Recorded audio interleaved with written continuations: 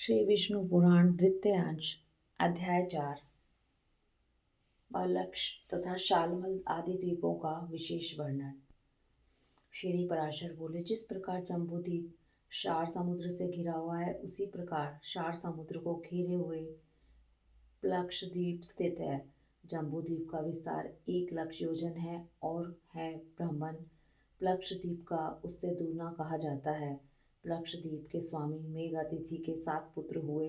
उनमें सबसे बड़ा शांताहेय था तथा सबसे छोटा शिशिर। उनके अनंतर क्रमशः सुखोदय, आनंद, शिव और शेमक थे तथा 7वां ध्रुव था। ये सब प्लक्ष द्वीप के अधीश्वर हुए।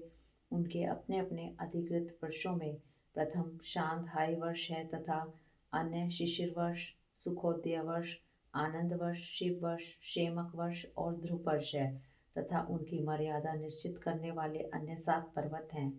हे मुनिश्रेष्ठ, उनके नाम ये हैं: गोमेध, चक्र, नारद, दुदुम्बी, सोमक, सुमना और 7वां वैभराज।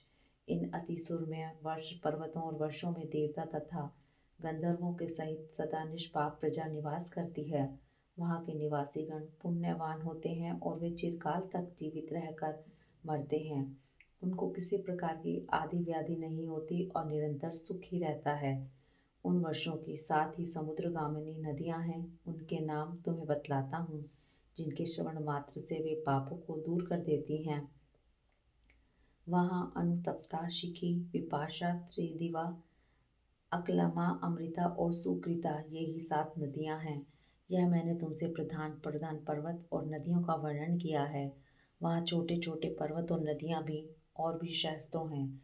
उस देश के हष्ट-पुष्ट लोग सदा उन नदियों का जलपान करते हैं। उन लोगों में हास तथा वृद्धि नहीं होती और न उन 7 वर्षों में युग की ही कोई अवस्था है। हे महामते, हे ब्राह्मण, पलक्ष द्वीप से लेकर शाक द्वीप पर्यंत 4 द्वीपों में सदा त्रेता युग के समय समान समय रहता है। इन द्वीपों के मनुष्य सदा निरोग रहकर 5000 वर्ष तक जीते हैं। इनमें वर्ण आश्रम विभाग अनुसार 5 धर्म, अहिंसा, सत्य, असत्य, ब्रह्मचार्य और अपरिग्रह वर्तमान रहते हैं। वहाँ जो 4 वर्ण हैं वह मैं तुमको सुनाता हूँ।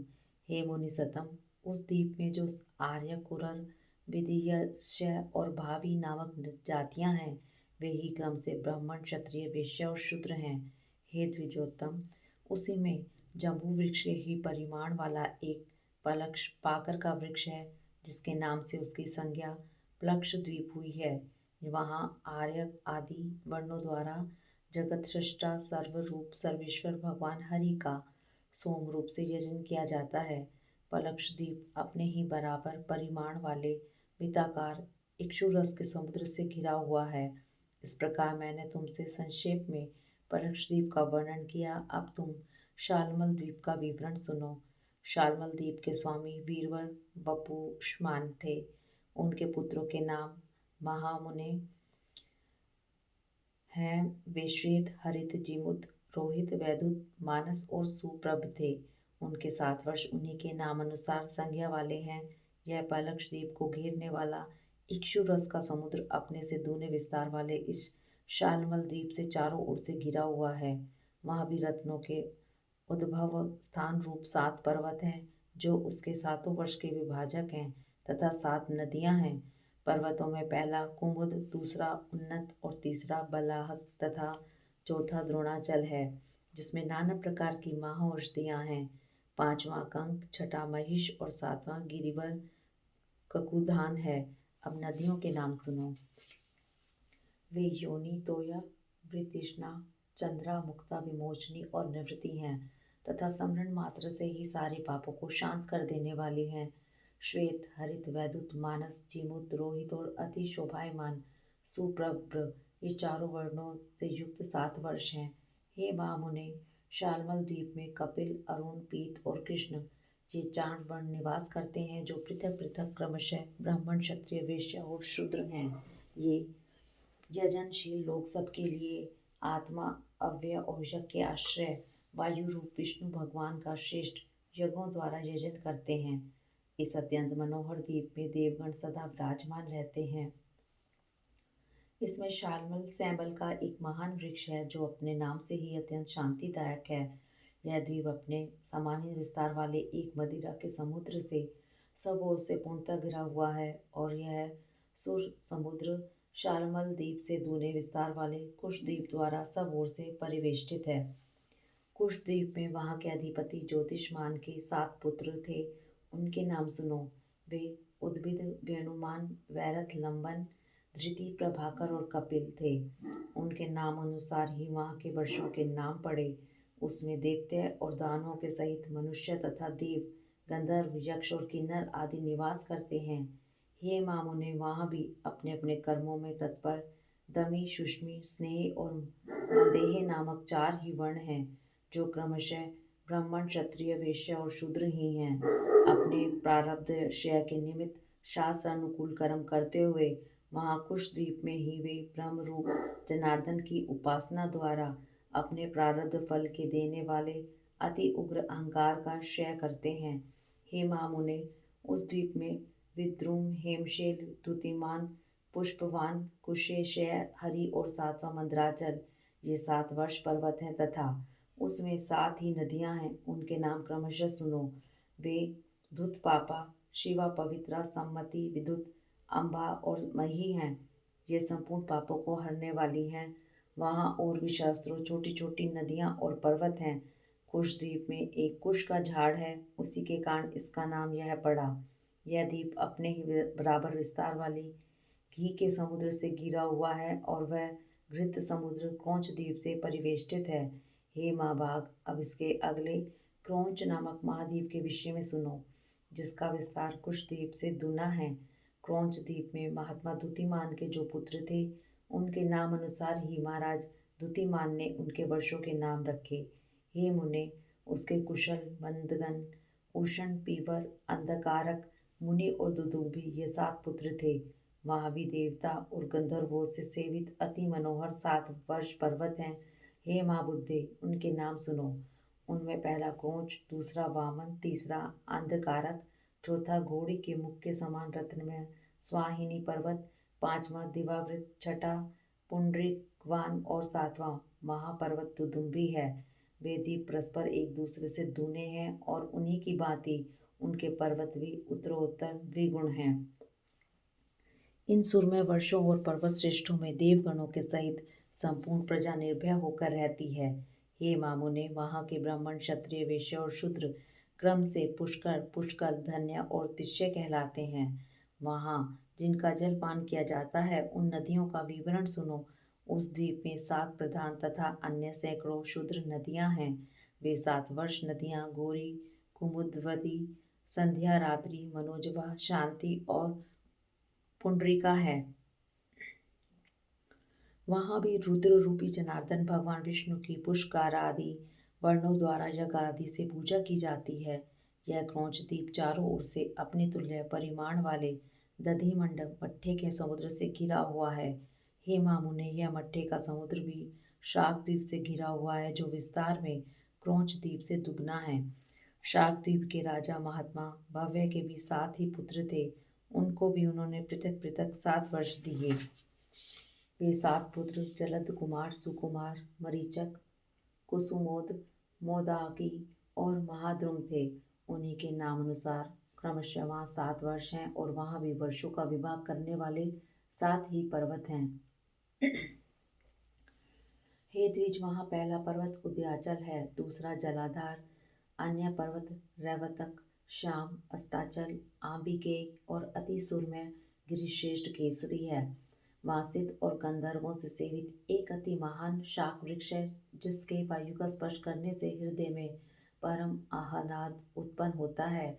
वहाँ चातुर्वर्ण्य से युक्त अति पवित्र देश और समस्त पाप तथा व्यय को दूर करने वाली सुकुमारी कुमारी नंदलिनी धेनुका इक्षु वेणुका और गभस्ती ये 7 महापवित्र नदियाँ हैं।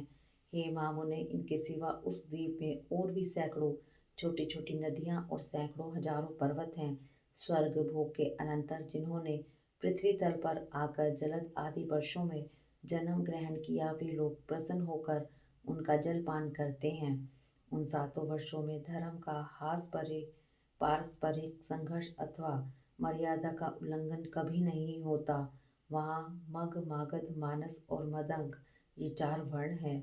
इनमें मग सर्वश्रेष्ठ ब्राह्मण है, मागध क्षत्रिय है, मानस वैश्य है तथा मंदक शूद्र है। हे मुने, शाकद्वीप में शास्त्र अनुकूल कर्म करने वाले पूर्वोक्त चारों वर्णों द्वारा संयत चित्त से विधि पूर्वक सूर्य रूपधारी भगवान विष्णु की उपासना की जाती है। वह शाकद्वीप अपने ही बराबर विस्तार वाले मंडलाकार दुग्ध के समुद्र से घिरा हुआ है। वह क्षीर समुद्र शाकद्वीप से दूने परिणाम वाले पुष्कर द्वीप से परिवेष्टित है। पुष्कर द्वीप में वहाँ के अधिपति महाराज सवन के महावीर और धातकी नामक दो पुत्र हुए। अतः उन दोनों के नाम अनुसार उसमें महावीर खंड और धातकी खंड नामक दो वर्ष हैं। हे महाभाग, इसमें मानसोत्तर नामक एक ही वर्ष पर्वत कहा जाता है, जो उसके मध्य में वलय आकार स्थित है तथा 50 सहस्त्र योजन ऊंचा और इतना ही सब ओर से गोलाकार फैला हुआ है। यह पर्वत पुष्कर द्वीप रूप गोले को मानो बीच में विभक्त कर रहा है। इससे विभक्त होने से उसमें 2 वर्ष हो गए हैं। उनमें से प्रत्येक वर्ष और वह पर्वत वलयाकार ही है। वहाँ के मनुष्य रोग, शोक और राग द्वेष आदि से रहित हुए 10 सहस्त्र वर्ष तक जीवित रहते हैं। हे द्विज, उनमें उत्तम, अधम अथवा वध्य, वधक आदि विरोधी भाव नहीं है और न ही उनमें ईर्ष्या, असूया, भय, द्वेष और लोभ आदि दोष ही है। महावीर वर्ष मानसरोवर पर्वत के बाहर की ओर है और दात की खंड भीतर की ओर। इनमें देव और दैत्य आदि निवास करते हैं। 2 खंडों से युक्त उस पुष्कर द्वीप में सत्य और मिथ्या का व्यवहार नहीं है और न उसमें पर्वत और नदियां ही हैं। वहाँ के मनुष्य और देवगण समान वेश और समान रूप वाले होते हैं। हे मित्र, वर्ण आश्रम 4 से हीन, काम्य कर्मों से रहित तथा वेद रहित, कृषि, दंड नीति और शुश्रूषा आदि से शून्य वे दोनों वर्ष तो मानो अति उत्तम भौम पृथ्वी के सर्ग हैं। हे मुने, उन महावीर और धातकी खंड नामक वर्षों में काल समस्त ऋतुओं में सुखदायक और जरा तथा रोग आदि से रहित रहता है। पुष्कर द्वीप में ब्रह्मा जी का उत्तम निवास स्थान एक न्योग्रोध वट का वृक्ष है, जहाँ देवता और दानव आदि से पूजित श्री ब्रह्मा जी विराजते हैं। पुष्कर द्वीप चारों ओर से अपने ही समान विस्तार वाले मीठे पानी के समुद्र से मंडल से घिरा हुआ है। इस प्रकार सातों द्वीप 7 समुद्रों से घिरे हुए हैं और ये द्वीप तथा उन्हें घेरने वाले समुद्र परस्पर समान हैं और उत्तरोत्तर दूने होते गए हैं। सभी समुद्रों में सदा समान जल रहता है, उसमें कभी न्यूनता अथवा अधिकता नहीं होती। हे मुनिश्रेष्ठ, पात्र का जल जिस प्रकार अग्नि का संयोग होने से उबलने लगता है, उसी प्रकार चंद्रमा की कलाओं के बढ़ने से समुद्र का जल भी बढ़ने लगता है। शुक्ल और कृष्ण पक्ष में चंद्रमा के उदय और अस्त से न्यून अधिक न होते हुए ही जल घटता है और बढ़ता है। हे महामुने, समुद्र के जल की वृद्धि और क्षय 510 अंगुल तक देखी जाती है। हे विप्र, पुष्कर द्वीप में संपूर्ण प्रजावर्ग सर्वदा बिना प्रयत्न के अपने आप ही प्राप्त हुए षड्रस भोजन का आहार करते हैं। स्वादु उदक मीठे पानी के समुद्र के चारों ओर लोक निवास से शून्य और समस्त जीवों से रहित उससे दूनी सुवर्णमयी भूमि दिखाई देती है। वहाँ 10 सहस्त्र योजन विस्तार वाला लोक आलोक पर्वत है। वह पर्वत ऊंचाई में भी उतने ही सहस्त्र योजन है। उसके आगे उस पर्वत को सब ओर से आवृतकार घोर अंधकार छाया हुआ है तथा वह अंधकार चारों ओर से ब्रह्मांड कटाह से आवृत है। हे महामुने, अंडकटाह के सहित द्वीप, समुद्र और पर्वत आदि युक्त यह समस्त भूमंडल 50 करोड़ योजन विस्तार वाला है। आकाश आदि समस्त भूतों से अधिक गुण वाली यह पृथ्वी संपूर्ण जगत की आधारभूता और उसका पालन तथा उद्भव करने वाली है। इति श्री विष्णु पुराणे द्वितीय अंशे चतुर्थाध्याय।